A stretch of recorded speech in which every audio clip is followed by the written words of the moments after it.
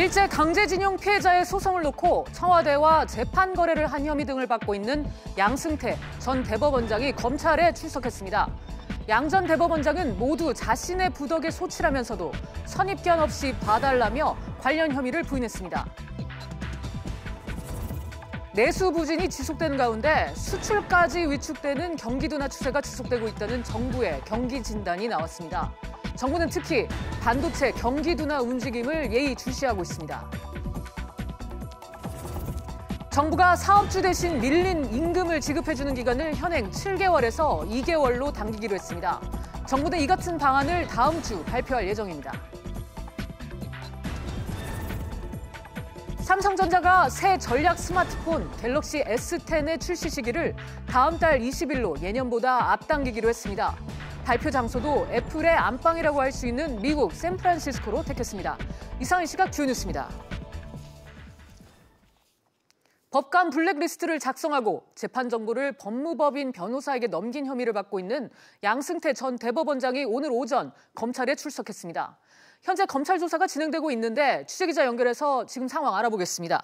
이광호 기자. 네, 이광호입니다. 네, 양 전 대법원장 검찰 출석 전에 대법원 앞에서 기자회견을 열었죠. 네, 그렇습니다. 양승태 전 대법원장은 오늘 오전 9시쯤 서초동 대법원 정문 앞에서 기자회견을 열고 검찰 출석 소회를 밝혔습니다. 양 전 대법원장은 법관들이 많은 상처를 받고 여러 사람이 조사까지 받은 데 대해 참담한 마음이라며 국민 여러분께 심려를 끼쳐 진심으로 송구하다고 말했습니다. 그러면서도 법관들이 법과 양심에 어긋나는 일은 하지 않았다면서 선입견 없이 봐달라고 관련 혐의를 부인했습니다. 직접 들어보시죠. 국민 여러분에게 헌신하는 마음으로 법관으로서의 사명감을 가지고 성실하게 공개하고 있음을 보고 살펴주시기 바랍니다. 공정한 시각에서 이 사건이 조명되기를 바랄 뿐입니다. 책임은 지겠지만 공정한 시각을 바란다. 조사 결과를 좀 더 두고 봐야겠군요. 검찰 조사는 어떻게 진행될까요?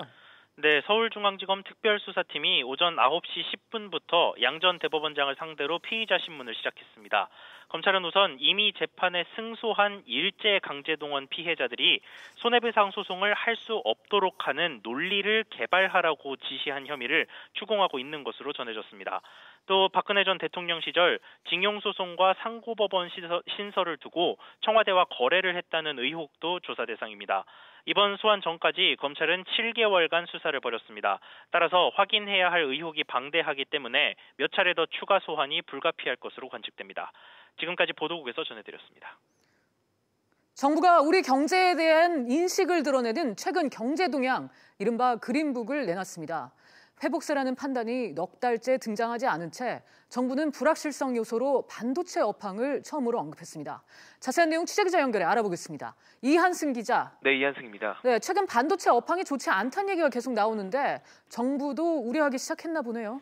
네, 눈에 띄는 가장 큰 변화는 그전까지 없었던 반도체 업황이 불확실성 요인에 포함됐다는 건데요. 정부는 반도체 업황을 부정적으로 보고 있는 견해도 있어서 예의주시하겠다는 것으로 설명했습니다. 정부는 미중 무역 갈등과 관련해 긍정적인 얘기가 들리고 있다면서 수출을 긍정적 요인으로 꼽았는데요. 그러면서도 수출에서 큰 비중을 차지하고 있는 반도체 생산이 줄어들고 있어 주의하고 있다고 밝혔습니다. 관세청에 따르면 지난해 12월 반도체 수출은 8% 줄어들며 27개월 만에 감소로 돌아섰고 올 들어 10일까지는 27% 줄어 감소폭을 키우는 모양새입니다. 네, 최근 우리 경제가 썩 좋지 않은데 경제 전반에 대해서 평가는 어떻습니까? 네, 정부는 지난 2017년 12월부터 지난해 9월까지 10개월 연속으로 우리 경제가 회복세라고 판단했는데요. 이 회복세라는 표현은 지난해 10월 이후 넉 달째 등장하지 않았습니다. 그리고 지난해 11월부터 등장했던 투자와 고용이 조정을 받는다는 표현은 12월에 이어 이번 달에도 같은 표현을 유지했습니다. 하지만 정부가 추진하고 있는 적극적 재정 운용은 새롭게 긍정적 요인으로 꼽히기도 했습니다. 지금까지 보도국에서 SBS CNBC 이한승입니다. 근로자들이 임금을 받지 못하는 경우가 있는데요. 이럴 때 정부가 사업주를 대신해 임금의 일부를 주는 제도가 있습니다. 소액 체당금이라는 제도인데요. 그동안 7개월씩 걸리던 소요기간을 2개월 정도로 줄이는 방안을 정부가 추진하고 있습니다. 자세한 내용 취재기자 연결해 알아보겠습니다. 김한진 기자. 네, 김한진입니다. 네, 정부가 대신 주는 임금을 받는 것도 오래 걸렸었군요. 네, 현재는 최단금을 받으려면 소송을 거쳐서 법원의 판결을 받아야 합니다. 임금을 떼인 근로자가 직접 지방노동청과 법률구조공단 등 여러 기관들을 드나들며 절차를 밟아야 하는데요. 통상적으로 7개월 정도의 시간이 소요돼 당장 생계를 이어야 하는 근로자 입장에서는 여러모로 부담이 됐던 것이 사실입니다. 네, 임금이 많지 않은 근로자 입장에서 7개월은 짧은 기간이 아닐 텐데요. 그 기간이 줄어든다는 건 좋은 소식이네요. 네, 시간이 오래 걸리고 절차가 번거로워서 신청할 엄두조차 못 내는 경우가 많았는데요. 정부는 법원 판결 없이도 밀린 임금을 받을 수 있게 해서 시간을 대폭 줄이기로 했습니다.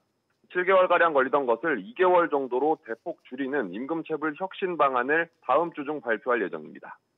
네, 사업주가 주지 않은 임금을 정부가 대신 내주는 건데 사업주에 대한 처벌은 없습니까?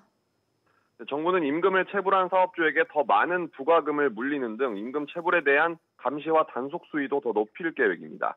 그리고 사업을 하다 진 빚을 법원에서 당장 갚지 않아도 된다고 참작을 해준 경우 바로 갚도록 하는 방안도 담길 전망입니다. 지금까지 한국노총에서 SBS CNBC 김한진입니다. 파업을 거친 국민은행 노사가 임금 피크제 대상자 희망퇴직에 합의했습니다. 국민은행은 오늘부터 임금 피크 직원을 대상으로 21개월에서 39개월치 특별퇴직금 등을 주는 조건으로 희망퇴직 신청을 받는다고 밝혔습니다. 이번 임금 피크 희망퇴직 시행 합의는 노사 임단협의 청신호로 풀이가 되고 있습니다. 금감원이 한국투자증권의 발행어음 대출 징계 결정을 또 연기했습니다. 취재기자 연결해 자세한 상황 알아보겠습니다. 최나리 기자. 네, 최나리입니다. 네, 두 번째 제재심이 어제 열렸는데 이번에도 결론을 내지 못했나 보군요. 네, 금융감독원은 어제 밤 11시까지 장시간 논의를 했지만 결론을 내지 못했습니다. 이에 따라 앞서 한국투자증권 종합검사 결과 조치안에 대해서 추후 재심의하기로 했습니다. 금감원은 앞선 종합검사에서 한투증권이 자본시장법을 위반한 것으로 판단했습니다. 그렇군요. 주요 쟁점은 뭡니까? 이번에 문제가 된 것은 한국투자증권이 발행어음으로 조달한 자금이 최태원 SK그룹 회장 개인에게 흘러 들어간 것입니다. 이번 제재심의 핵심은 특수목적 회사에 대한 대출을 어떻게 해석하는지 여부입니다. 한국투자증권은 2017년 8월에 발행어음을 통해 1,673억 원을 조달했습니다. 그리고 이 돈을 특수목적 회사인 키스IB 제16차에 대출해줬습니다. 이후 회사는 이 자금으로 SK실트론 지분 19.4%를 인수했는데요. 당시 이 특수목적 회사는 최태원 회장과 주가 변동에 따른 이익이나 손실을 대신 부담해주는 총수익 스와프 TRS 계약을 맺고 있었습니다. TRS는 주로 실제 투자자가 주식 매입 자금이 부족할 때 실시하는 계약입니다. 결국 최 회장은 이 계약을 통해 자기 자금 없이도 SK실트론 지분 19.4%를 확보할 수 있었습니다. 그렇군요. 금감원은 어떤 것을 문제로 삼은 겁니까? 금감원은 한국투자증권이 발행어음 조달 자금으로 사실상 최 회장에게 SK실트론 매입 자금을 대출해 준 것으로 보고 있습니다. 자본시장법상 금지된 개인 대출에 해당한다는 판단입니다. 자본시장법에는 투자은행이 발행어음으로 조달한 자금은 개인 대출에 활용할 수 없도록 하고 있습니다. 이에 대해 한국투자증권은 발행어음으로 조달한 자금을 한 법인에 투자한 것으로 개인 대출이 아니라는 입장입니다. 지금까지 보도국에서 전해드렸습니다. 금융감독원이 윤석헌 원장 취임 이후에 첫 인사를 단행했습니다. 부서장 가운데 80%를 교체하면서 11년 만에 최대 규모 인사입니다. 자세한 내용 취재기자 연결해 알아보겠습니다. 김성현 기자. 네, 금융감독원입니다. 네, 금감원의 대대적인 물갈이 인사 배경 어디에 있다고 봐야 할까요? 네, 금감원은 인사적체를 해소하고 젊고 활기찬 조직으로 탈바꿈시키겠다는 의지가 반영된 인사라고 설명했습니다. 금감원의 설명에서도 알 수 있듯이 가장 눈에 띄는 점은 세대 교체입니다. 이번 금감원 인사에선 31명이 국실장으로 승진했고 26명은 자리를 옮겼는데요. 이번에 새로 승진한 30명 가운데 22명이 50대 초반인 1966년부터 1968년생입니다. 이전과 비교하면 신임 국실장 연령이 3에서 4세 낮아지면서 금감원이 한층 젊은 조직이 됐다는 평가가 나옵니다. 아울러 전문성을 고려했다는 것도 이번 인사의 특징인데요. 해당 분야에서 10년 이상 전문성을 쌓은 부국장 팀장들이 국실장으로 승진했습니다. 국실장 가운데 2명을 여성으로 발탁한 점도 눈에 띄는데요. 이로써 여성 국실장은 모두 4명으로 늘었습니다. 네, 김 기자, 이번에는 또 다른 얘기 해보죠. 새 저축은행 중앙회장을 뽑는 선거가 시작됐는데 쟁쟁한 후보들이 몰려서 선거 열기가 후끈 달아올랐다고요? 네, 차기 저축은행 중앙회장 자리에 7명의 지원자가 몰리면서 역대 가장 치열한 경쟁 구도가 형성되고 있습니다. 이번 저축은행 중앙회장 선거에는 민간 출신 후보 4명과 정관계 출신 3명이 지원했습니다. 특별한 낙점 인물이 없다는 것이 지원자가 몰린 이유로 꼽힙니다. 거기에 지난해 상반기 저축은행들의 총 자산은 약 64조 원, 이자 이익 2조 원 등 사상 최대 실적을 내면서 위상이 높아진 것도 지원자들이 몰린 배경으로 해석됩니다. 차기 회장은 중앙회 회장 후보 추천위원회 심사를 거쳐 오는 21일 중앙회 회원사 총회에서 선출됩니다. 지금까지 금융감독원에서 SBS CNBC 김석연입니다. 세계 최대 가전 박람회 CES 2019가 내일 막을 내립니다. CES 특별 스튜디오 연결해서 자세한 소식 알아보겠습니다. 우형준 기자, 전해주시죠. 네, CES 특별 스튜디오에 나와 있습니다. 올해 CES에는 전 세계 155개국 4,400여 개의 기업이 참여하며 역대 최대 규모를 자랑했습니다. 최첨단 기술을 선보이는 전시회인 만큼 차세대 기술 제품들이 대거 공개됐는데요. 이번 CES를 한마디로 표현하자면 인공지능 쇼였습니다. 먼저 윤지혜 기자가 전해드립니다. Please place your finger below the screen.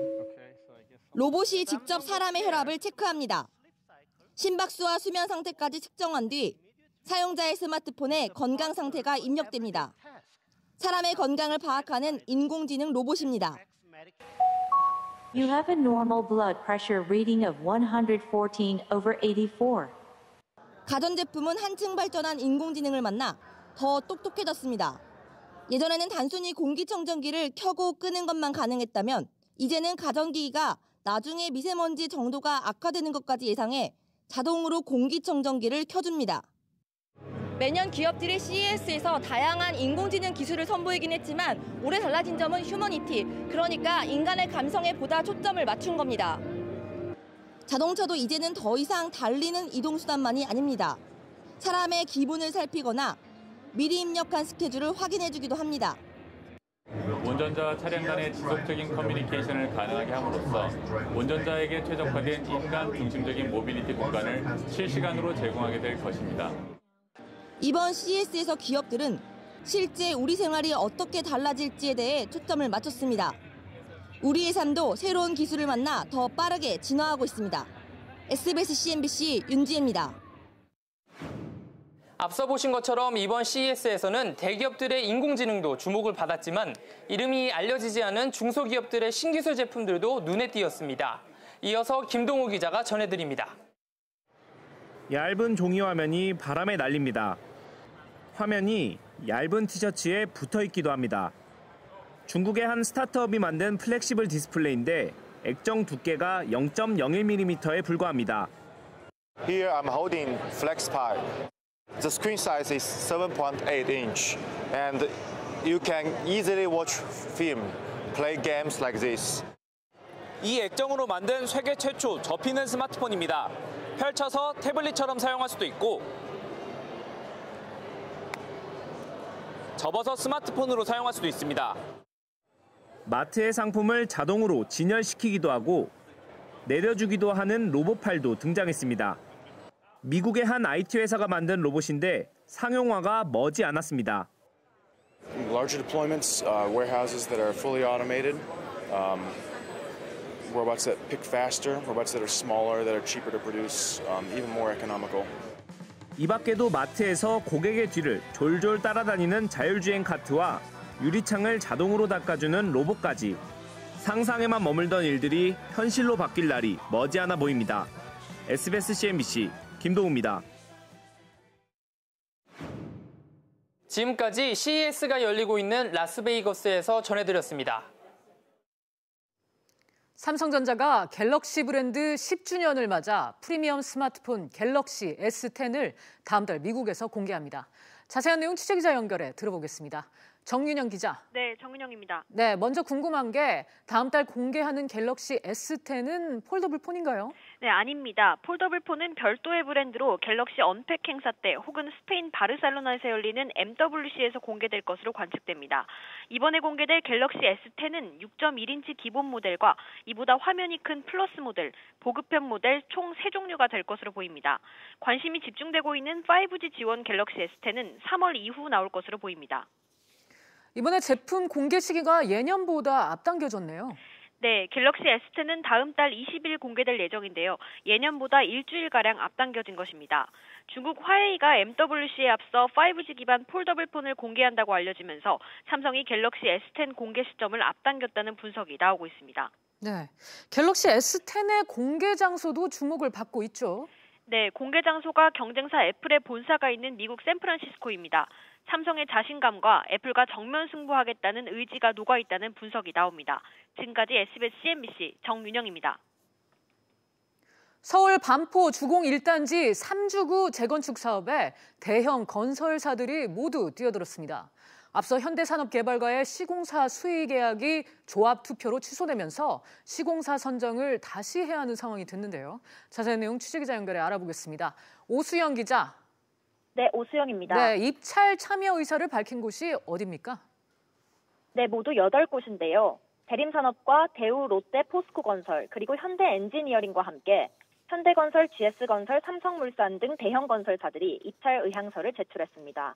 특히 주택사업 철소설까지 나돌았던 삼성물산은 2017년 방배오구역 설명회 이후 2년 만에 수주전에 뛰어들어 관심이 쏠리고 있습니다. 이들 건설사는 어제 저녁 설명회를 통해 조합원들에게 공약을 발표했습니다. 자금력이 탄탄하다고 밝힌 건설사도 있었고 정부 규제로 사실상 막혀있는 이주비나 전세자금 대출을 지원할 수 있다는 얘기까지 나왔습니다. 어제 설명회에는 300여 명의 조합원이 참석해 성황을 이뤘습니다.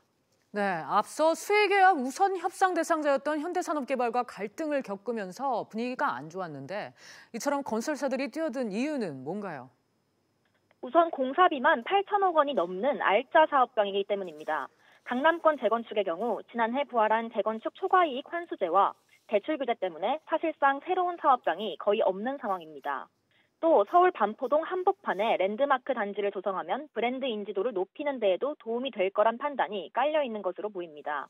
한편 국토부는 과열 양상을 보이는 이번 수주전에 대해 즉각 모니터링에 들어갔습니다. 수주 과정에서 금품 제공 등 위법 상황이 생기면 형사처벌과 시공권 박탈은 물론 공사비의 최대 20%를 과징금으로 내야 합니다. 반포주공 1단지 3주구 조합은 이르면 다음 달 말 총회를 열고 새로운 시공사를 선정할 예정입니다. 지금까지 SBS CNBC 오수영입니다. 최근 전셋값이 약세를 보이면서 전월세 전환율이 8년 만에 최저치를 기록했습니다. 전월세 전환율은 전세금을 월세로 전환할 때 적용하는 비율로 이 비율이 떨어지면 세입자의 전세 대비 월세 부담이 줄어들었다는 의미입니다. 한국감정원은 지난해 11월 기준 전월세 전환율은 6.1%로 전달보다 0.1%포인트 하락했다고 밝혔습니다. 서울 노원구 역세권에 270세대 규모의 청년주택이 문을 엽니다. 서울시는 태릉 입구역 인근 공릉동에 지하 2층에서 지상 20층 규모로 청년주택을 짓는 내용의 도시관리계획 변경 결정을 공시했습니다.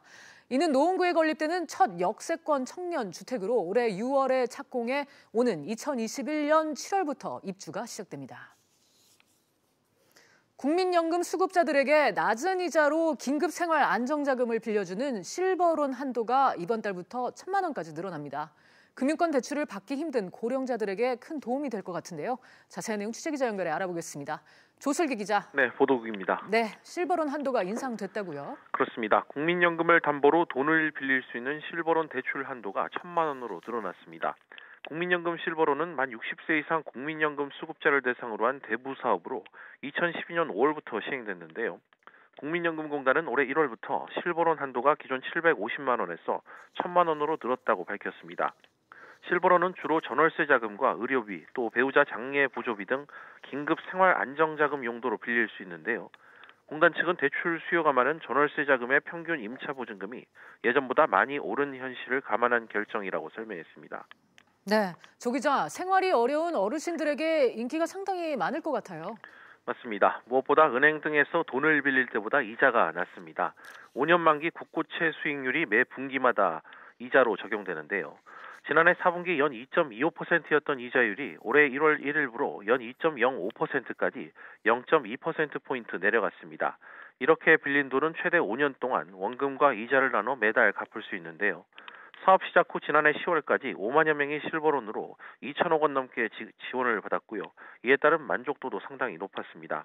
앞서 지난 2017년 설문조사에서는 전체 실버론 이용자의 98%가 노후 생활 안정에 도움이 됐다고 말했고 99%가 필요한 제도라고 답변했습니다. 지금까지 SBS CNBC 조슬기입니다. 설 연휴 동안 직장인들은 평균 41만 4천 원을 쓰고 이 가운데 44%를 세뱃돈에 쓸 것으로 조사됐습니다. 구인 구직 사이트 잡코리아가 직장인을 포함한 성인 남녀 1,200여 명을 대상으로 설문조사한 결과 설 예상 경비는 41만 4천 원, 이 가운데 18만 1천 원을 세뱃돈으로 사용하겠다고 답했습니다. 적당한 세뱃돈 액수는 초등학생 이하는 10,000원, 중고등 대학생은 5만 원이라고 답했습니다. 기업 절반이 이번 설 명절에 상여금을 지급할 계획이 없다고 밝혔습니다. 구인 구직 사이트 사람인이 855개 기업을 대상으로 조사한 결과 47%가 이번 설에 상여금 지급 계획이 없다고 답했습니다. 지급 계획이 있는 기업의 경우는 1인당 평균 71만 원을 지급할 계획으로 지난해보다 5만 원 정도 줄었습니다. 파인텍 노사가 6차례 교섭 끝에 합의점을 찾고 오는 7월부터 공장을 정상 가동하기로 했습니다. 파인텍 노사는 대표이사를 모기업인 스타플렉스 김세권 대표가 맡고 조합원 5명을 업무에 복귀시키는 내용의 합의문을 발표했습니다. 이에 따라 노사는 426일간 이어진 굴뚝 농성을 멈추고 민영사상 소송도 모두 취하하기로 했습니다. 증시 상황입니다. 미국 증시는 제롬 파월 연준 의장의 비둘기파적 발언에 힘입어 상승 마감했습니다. 국내 증시 역시 현재 상승세 보여주고 있습니다.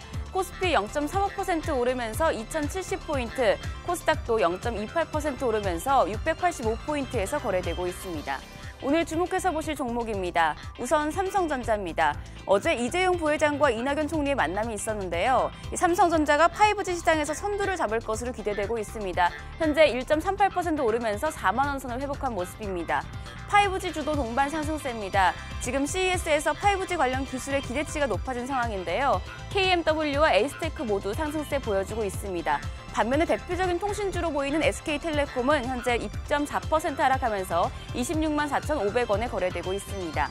마지막으로 한국투자증권입니다. 현재 상승세 보여주고 있는데요. 금감원이 한국투자증권이 최태원 SK 회장에게 불법 대출을 해줬다는 의혹에 대해서 추후 재심의하기로 하면서 현재 0.17% 상승세 5만 9,200원에 거래되고 있습니다. 지금까지 증시 상황이었습니다. 오늘 저희가 준비한 내용은 여기까지입니다. 시청해주신 여러분 고맙습니다.